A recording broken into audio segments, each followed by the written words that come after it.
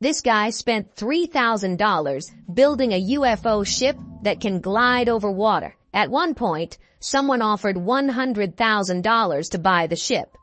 Let's take a look at how he made it. In fact, the process is quite simple, and you could even make one yourself at home. First, he drew 2 large concentric circles on the ground and divided them into 6 equal parts, which formed the basic framework of the UFO. Based on its size, the ship is enormous. After completing the frame, he began the actual construction. He took some steel pipes, welded them together, and used aluminum alloy strips to create a frame, which he secured at the center like a scraper. With this, the basic structure was done. Now comes the critical step. He filled the circle with sand, and as the scraper rotated, the sand was shaped into a perfect dome. To make it more durable, he poured cement over the sand and smoothed it out with the scraper. Once the cement hardened, he polished the surface and painted it purple, forming the mold for the UFO. But this was just the first step. Next, he started making the body of the ship. He chose fiberglass instead of carbon fiber or steel because fiberglass offers a good balance between strength and cost. After applying the fiberglass,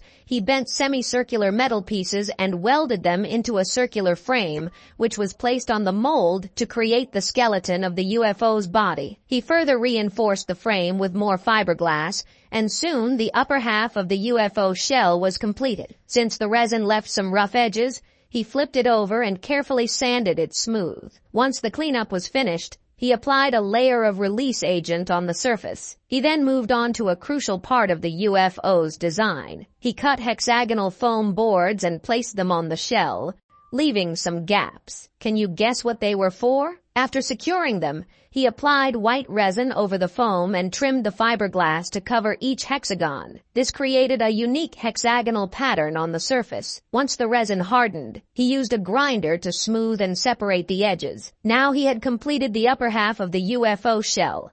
The lower half was made in a similar fashion, but it also included an engine compartment for the propulsion system. He filled the gaps with fiberglass and then installed the propeller and engine. After the engine was in place, he cut an opening in front of the propeller and painted the bottom with waterproof black paint. Finally, he assembled the upper and lower halves, forming the complete UFO shell. The hatch location was pre-designed, so they simply removed the panels. The hexagonal panels were also removed, as they were just templates for the windows. After cleaning up the window areas, he used a grinder to smooth the rough fiberglass edges. Once the exterior was done, he began focusing on polishing the surface. Next came the installation of the mechanical components and interior features.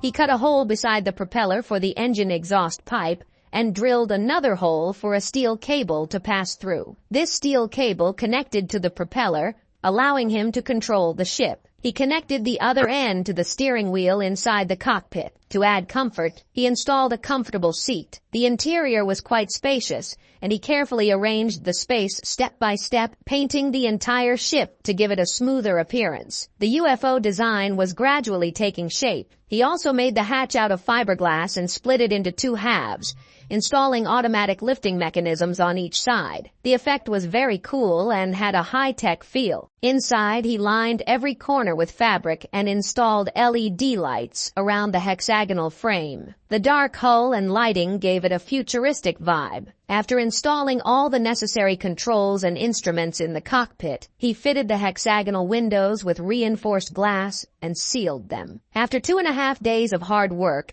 the UFO-like ship was finally completed, and it looked stunning. He couldn't wait to take it for a test run on a nearby river. The engine was very powerful, and the ship sped across the water effortlessly. Its streamlined design attracted attention from both sides of the river, and wherever it went, it was the center of focus. You have to admire this person's skill and creativity. If you owned such a ship, what would you want to do with it?